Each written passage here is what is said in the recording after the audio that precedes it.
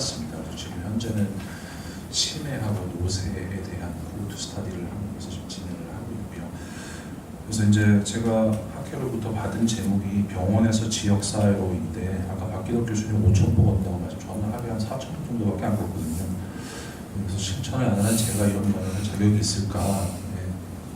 굉장히 어려운 과제이고요. 그래서 딜리버리를 할 수 있는 신체 활동을 연계할 수 있는 시스템에 관해서 굉장히 관심을 가지고 있습니다. 왜냐하면 우리나라는 노화가 굉장히 빠르고 또한 디지털 속도가 굉장히 빠른 나라이기 때문에 지금 이런 좀 피지블한 중재에 대해서 관심을 많이 가지고 거기에 대한 얘기를 좀 해볼까 합니다. 그래서 이것은 제가 이제 캘리포니아에 있을 때 노인병원에 입소해 계시는 굉장히 여러 파킨슨 디지즈라든지 신경퇴행성 질환이라든지 혹은 치매 환자가 밀어가지고 넘어진다든지 하는 그런 것들이 클립으로 담아서 굉장히 충격적이었던 노인 요양병원의 밤생활을 찍은 것들이 있었는데요. 또 한 가지는 이분은 저희가 이제 KBS하고 100세 노인의 신체 활동을 트레젝토리를 분석을 하면서 10년 전에 103세였습니다. 지금 이제 113세 정도가 되셨겠죠. 그래서 103세 생일 파티 때 이거 뮤지컬 배우로 쭉 활동하시고 굉장히 소셜리, 피지컬리 액티브한 그런 노인입니다. 그래서 결과적으로 오늘의 테마가 이런 왼쪽에 있는 사람들을 오른쪽으로 어떻게 만들 것인가에 대한 이슈인데, 그러기 위해서는 아까 여러 교수님께서 말씀하셨지만 이제 프레티라든지 폴이라든지 그다음에 요실금이라든지 언더뉴트리션, 로아 디스펑션, 커그니티브 디클라인 이런 것들은 굉장히 컴프리헨시브 인터랙션이 있고 그다음에 또 피지컬 액티비티, 뉴트리션 같은 그런 라이프스타일 액티비티하고 굉장히 관련이 있습니다. 그래서 오늘은 이제 저는 신체 활동에 대해서 말씀드릴 건데, 이런 것들은 결과적으로 연령이 증가함에 따라서 신체 활동의 볼륨도 뿐만 아니라 신체 활동의 인텐스, 질도 연령이 증가함에 따라서 줄게 되고, 특히나 이런 것들은 70세 이후에 굉장히 익스포넨셜하게 떨어지는 경향들이 있습니다. 그래서 저희가 이제 위에 있는 것처럼 차를 사게 되면 무상 보상 기간이 끝나면 자기가 관리를 해야 되는데, 결과적으로 사람도 이런 임상에서 혹은 지역사회에서 관리를 통해서 어떻게 리프로덕티브한 것을 성공적으로 만드는 것인가가 결국은 에이징을 건강한 노화로 만들 수 있는 것인가에 대한 얘기를 아까 임준일 교수님도 말씀하셨습니다.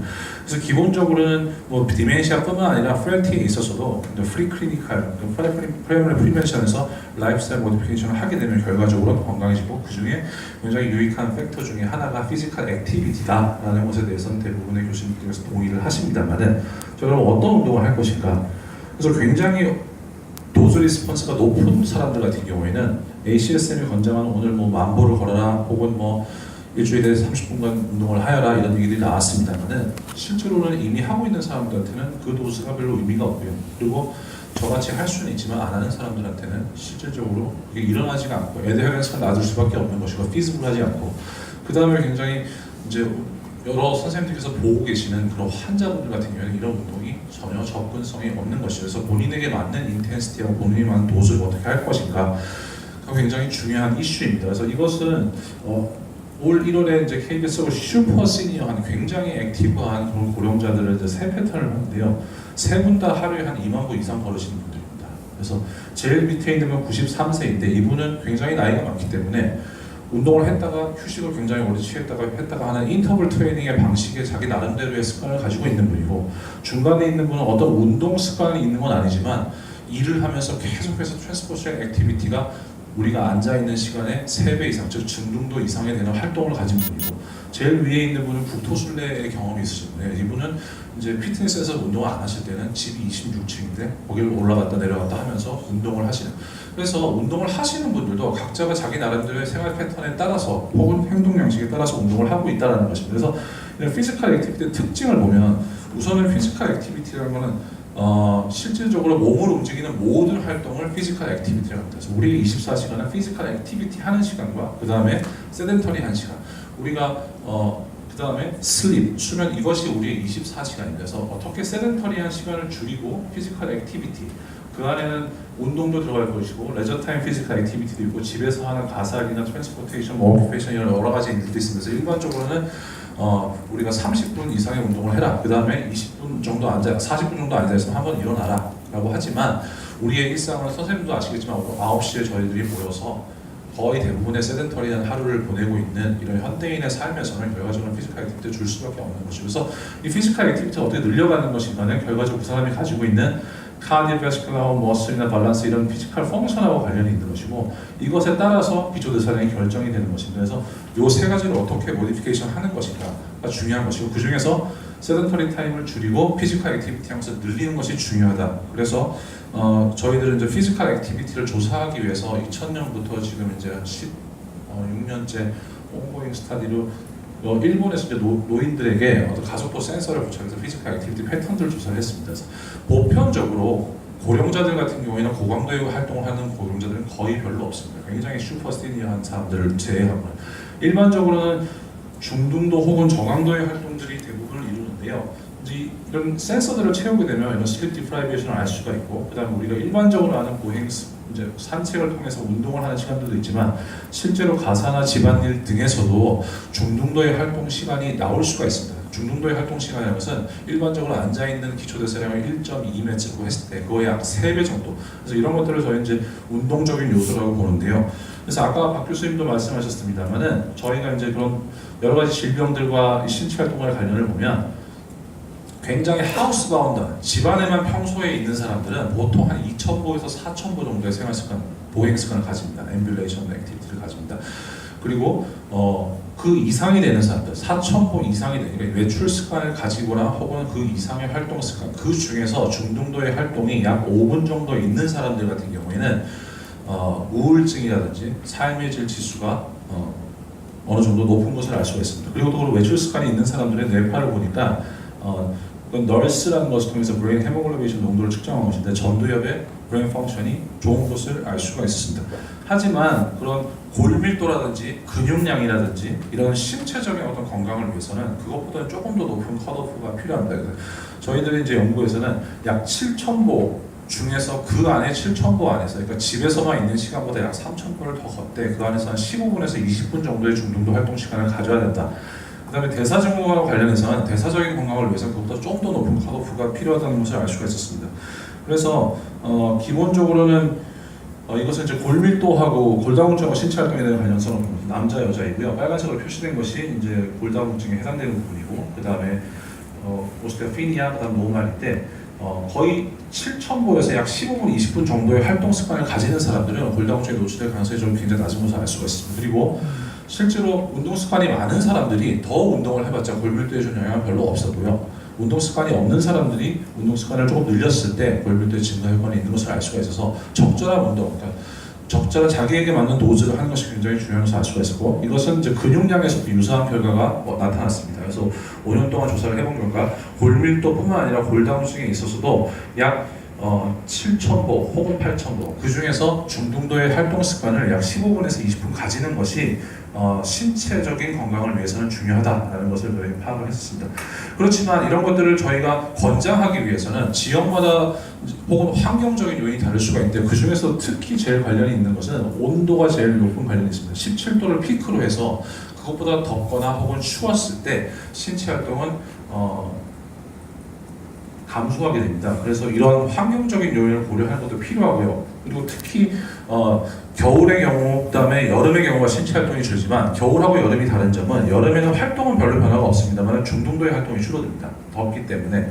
그리고 겨울에는 전체적인 활동은 줄지만 낙상 빈도는 올라가는 굉장히 그런 환경적인 특성도 있습니다. 그 다음에 아까 심영준 교수가 액세시빌리티에도 말씀하셨는데, 이것은 지역 주변에 어떤 건강 관련된 시설이라든지 병원 관련된 시설이라든지 혹은 그쪽 병원이나 헬스케어 관련된 시설의 액세시빌리티가 좋은 지역에 사는 사람들하고 그렇지 않은 사람을 비교해 봤을 때 점이 커지거나 색깔이 진해지면 액세시빌리티가 높은 곳인데요. 액세시빌리티나 혹은 그런 파실리티, 랜드 유즈가 좋은 곳에 사는 사람들이 신체 활동이 훨씬 높더라. 그래서 이런 환경적인 것들을 풍부하거나 혹은 그걸 인지하고 있는 것도 굉장히 활동에 도움이 됩니다. 하지만 저희들이 이제 중재 활동을 하면 보통 그런 것들을 인지하는 사람 잘 참여하시는데, 실제로 집안에만 있고 혹은 그런 것들을 인지 못하는 독거노인이나 혹은 집안에만 있는 하우스바운드에 대한 중재는 거의 지금 아직 없는 상황이죠. 그래서 이런 것들이 훨씬 더 심각한 앞으로의 문제가 되지 않을까라고 생각을 합니다. 그래서 이제 ACSM의 가이드라인을 주로 많이 얘기합니다만, 기본적으로 일반적인 가이드라인은 30분을 하든 혹은 근력 운동을 하든 뭔가 자기가 할 수 있는 에드헤런스를 높일 수 있는 것을 하면 되지만 기본적으로 그 중에서 신체적인 건강을 위해서는 저희는 약 7,000보에서 8,000보를 걷고 그 안에 중등도 활동을 15분에서 20분 유지하고 하지만 그 중에서 어떤 밸런스 기능이 좋지 않다든지 혹은 낙상 후 증후군이 있다든지 혹은 그런 임무들이 있었을 경우에는 거기에 대한 펑션을 먼저 올리고 난 다음에 훈련을 하는 것이 필요하고 그 다음에 이 사람이 커그니티브 펑션이 좋지 않았을 경우에는 신체 활동뿐만 아니라 인지 훈련을 함께 하는 복합 운동을 통해서 그 펑션을 올리고 그래서 이 사람이 어떤 운동에 대한 에드헤런스를 가질 수 있는 준비가 되었을 때 일반적인 권장 혹은 어떤 운동 종목의 여러 가지 프로그램들을 제공하는 것이 아주 유효하지 않을까라고 생각을 합니다. 그래서 이 부분들은 특히 이 사람이 지역사회에 있더라도 병원과 연계되는 프로그램들이 반드시 필요하고요. 그 다음에 건강한 노인들의 경우에는 일반적인 어떤 가이드라인을 통해서도 권장할 수 있지 않을까라고 생각합니다. 그래서 그 다음에 이제 저희가 주로 이제 국립장소의료연구센터는 국가기관이었기 때문에 저 일본 같은 경우에는 제일 문제가 되는 질환이 치매, 그 다음에 노쇠였습니다. 그래서 치매 같은 경우에는 뭐 다들 아시다시피 지금 이제 70세, 80세 75세 정도가 되면 굉장히 익스포넨셜하게 증가하는 질병으로 얘기를 하고 있고요. 그렇기 때문에 일본과 우리나라의 역할로 인해서 아시아 지역에서 굉장히 프리밸런스가 증가할 것이다 라는 것에는 뭐 여러 연구들을 통해서 발표되어 있습니다. 우리나라 같은 경우에는 MCI의 프리밸런스가 그거보다 조금씩 다르긴 하던데요. 저희들이 이제 그 국립장소의료연구센터 나고야 근방의 지역에 있습니다. 그래서 한 10,000명 정도를 조사를 해봤더니 암네스틱 MCI, 그 다음에 MCI 나나메스틱에서 멀티도메인, 싱글도메인 다 합쳐서 약 17% 정도가 지역사회에 있습니다. 그래서 이런 사람들을 조금만 빨리 스크리닝을 해서 딜레이를 시켜도 굉장히 디멘시아에 들어가는 보험을 비용을 줄일 수가 있다라는 로직이 성립이 되고 그에 따라서 이제 여러 가지 연구들을 진행했습니다. 그래서 국제적인 연구에서도 보면 신체 활동, 그 다음에 교육 수준이 가장 높은 리스크 팩터인데 그 중에서도 선진국 같은 경우에는 신체 활동이 굉장히 강력한 팩터입니다. 전 세계적으로 봤을 때는 교육 수준이 강력한 팩터이지만 그래서 아까 뭐 그런 여러 가지 알고리즘을 말씀해 주셨기 때문에 뭐 그런 것들은 생략을 하고요. 그 다음에 난 스타디에서 결과적으로 난 스타디에서 이런 라이프 스타일, 액티브한 라이프 스타일, 그 다음에 어떤 소셜 액티비티, 피지컬 액티비티를 하시는 사람들이 결과적으로는 치매에 어떤 병적인 요소가 있지만 커그니티브 리저브가 높아서 실제로 살아있을 때 인지 기능은 정상이더라. 그 커그니티브 리저브 티어리에 따라서 이제 여러 가지 중재 연구들이 있었습니다. 하지만 이제 운동이 명확하게 디멘시아를 치료할 수 있느냐에 대한 것은 좀 이제 디베이트가 있긴 하고요. 아까 박기덕 교수님 얘기한 핑거 스타디에서는 성공을 하였고 신명준 교수님 얘기하신 그 라이프 스타디에서는 사실 페일을 했습니다. 라이프 스타디 사실 제가 굉장히 좋아하면서도 싫어하는 연구인데요. 페일을 했다라고 얘기를 하고 있습니다.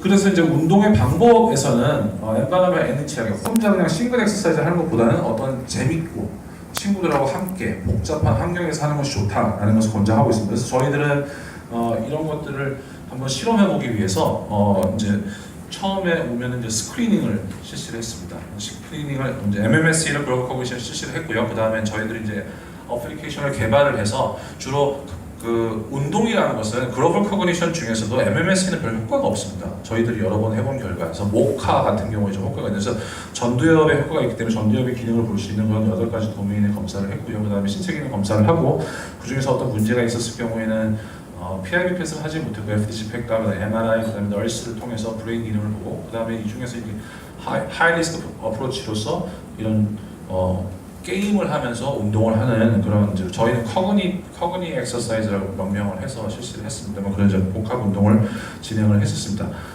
그래서 진행을 이제 한 결과 보면은 이제 MMSE 그 다음에 프론탈 쪽에 그런 유의한 개선이 있는 것을 알 수가 있었고요.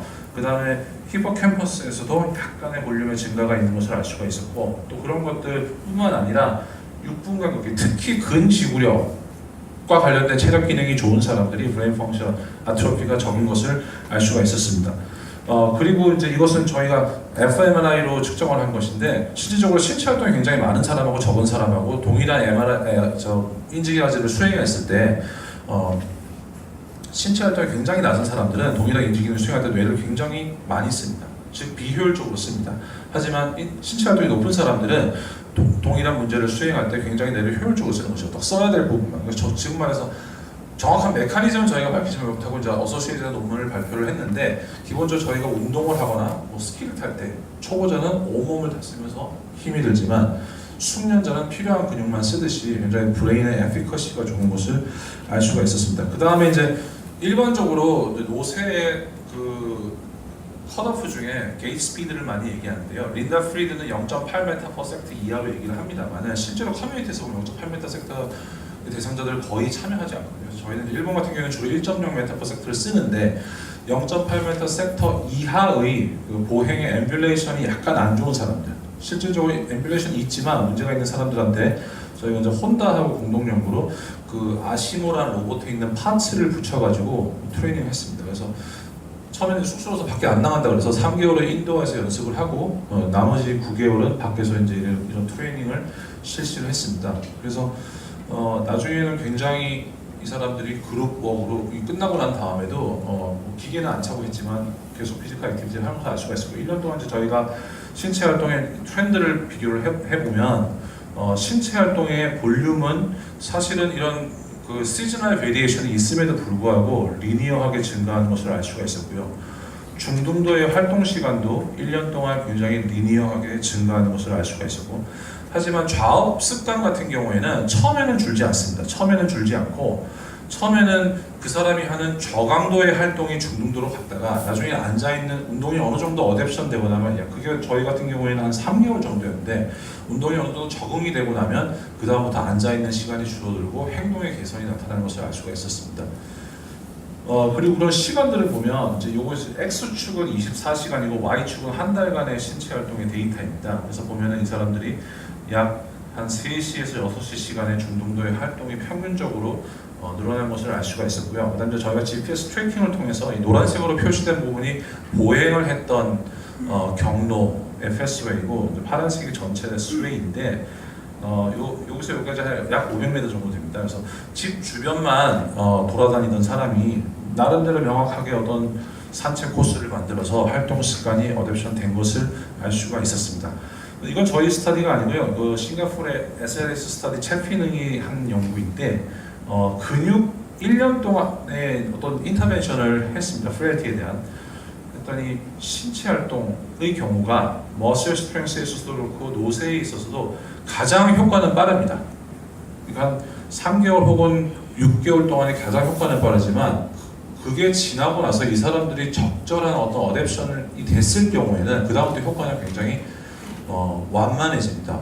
그렇기 때문에 예를 들어서 1년 혹은 2년의 어떤 장기간의 중재를 한다 그러면 이 사람들의 에드헤런스를 높이거나 혹은 어댑션에 맞는 강도를 다시 모아하든지 혹은 복합할 수 있는 영양이나 혹은 인지나 혹은 게임이나 이런 것들을 복합할 수 있는 복합 트레이닝이 훨씬 더 효과적이다라는 얘기들을 하고 있습니다.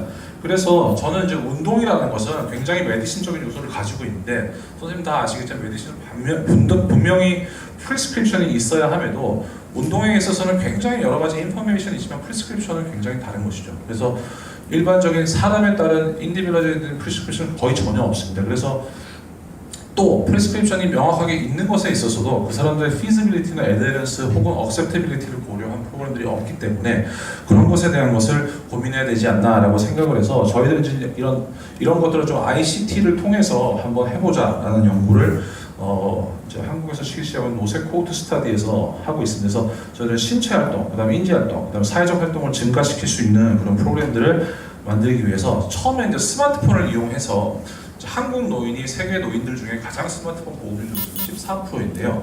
그래서 저희가 이제 야심차게 처음에 스마트폰을 하겠다라고 했는데 스마트폰은 한 20% 가지고 계신데 그걸 쓸 줄 아시는 분들은 거의 한 1%도 안 됐습니다. 네. 그래서 계획을 전면 수정해서 이제 키오스크를 통해 가지고 보건소, 그 다음에 이제 보건기관, 구청에다 기기를 설치하고 하는, 그래서 그 사람들의 운동을 시키는 것이 아니라 우선은 그 사람들이 어떤 행동 습관을 알고 있는가를 파악을 하고 그 행동 습관에 기반을 해서 활동을 많이 하고 있는 분들은 그대로 하시면 되고요. 활동이 없는 분들은 활동을 증진을 시키려고 노력을 했는데도 안 하시는 분들은 강제로 강제로는 연구율 이상 하면 안 되니까 전화를 드려서 운동교실에 참여를 시켜서 그 정도의 도즈를 만들어주는 프로그램을 했습니다.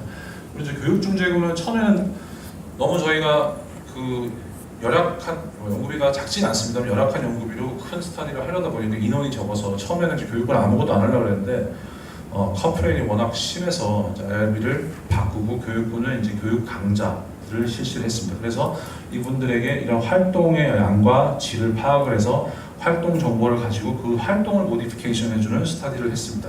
그래서 운동군들은 저희들이 와서 운동 교육을 받고 운동 교실을 하면 되고, 대조군들 같은 경우에는 설치되어 있는 기기에다가 그래서 데이터가 많을 경우에는 약 한 3분, 2분 정도, 데이터가 적을 경우에는 한 30 정도 서 있으면 데이터가 저희 이제 서버상에 나오게 되고요. 서버상에 나오게 되고 이 사람의 활동 정보를 가지고 저희가 활동에 대한 어떤 모디피케이션 해주는 것이죠. 그리고 이제 활동만 하라고 그러면 안 하니까 이런 포스트하고 이런 매뉴얼을 만들어서 건강 체크표로 체크를 했습니다. 그리고 이제 인지기능에 대한 평가들을 실시를 했었고요. 그래서 보면은 굉장히 프레이라는 그룹에 하고 노멀한 그룹도 비교를 해보면 오른쪽에 있는 그래프처럼 10분 이상의 지속적인 운동 활동을 하는 사람들이 노세군에 비해서 정상군은 굉장히 많았다는 것이죠. 그래서 노세군 같은 경우 활동을 하는 사람들도 굉장히 지속적인 운동을 하는 능력이 적은 것을 알 수가 있었고요. 그 다음에 저희들이 이제 이런 신체 활동 같은 경우에도 굉장히 집에만 있는 분들이나 이런 분들도 측정을 하게 되면 여기 밑에 바가 이렇게 올라오는데요. 실제로 이 사람들의 신체 활동을 측정을 할 수가 있습니다. 그 다음에 이제 랜덤으로 스마트폰을 이용해서 실시를 하려고 이제 투지폰 가지신 분이 많아서 메시지를 보내서 그분들의 기분을 물어보면 이런 신체 활동하고 기분을 함께 파악할 수 있습니다. 기분이 좋았을 때 신체 활동이 올라가는지 혹은 어떤 라이트 이벤트가 있을 때 떨어지는지 이런 것들을 알 수가 있는 것이죠. 그 다음에 뿐만 아니라 이제 수면 패턴에 대한 연구들도 실시하고 있고, 그 다음에 아침에 운동을 하는 사람들, 저녁에 운동을 하는 사람들, 그 다음에 이도저도 아닌 사람들을 비교를 해보니 아침에 운동을 하는 사람들이 저녁형에 비해서 디프레션 스케일이 좀 낮은 것을 알 수가 있습니다. 그래서 크로노타입도 이런 운동을 하는 것도 중요하지만 어떤 패턴으로 어떤 타이밍에 하는 것도 중요한 것을 알 수가 있어요. 저희는 그래서 이러한 것들을 임상 선생님들끼리 판단할 수 있는, 이 사람이 어떤 상태인가를 판단할 수 있는 신체적인, 그다음에 심리적인, 그다음에 생리적인, 환경적인 요인들을 판단해서 진단에 도움이 될 수 있는 그런 시스템을 개발하는 연구들을 하고 있고요. 실제로 이제 이용을 하는 것은 파킨슨에 대한 어떤 트랙트를 디텍션 한다든지, 약을 먹었을 때 이 사람이 일상생활에서 얼마나 도움이 되는가, 혹은 낙상 전과 낙상 후의 활동의 패턴이 변화가 없다면 낙상 후 증후군이 없는 것이고, 변화한다면 낙상 후 증후군이 있을 수도 있다는 것이죠. 이런 걸 예측하는 프로그램들을 만들고 있습니다. 실제로 일본에서 이런 심박수를 모니터링하는 짐이 올해 굉장히 유행을 하고 있습니다.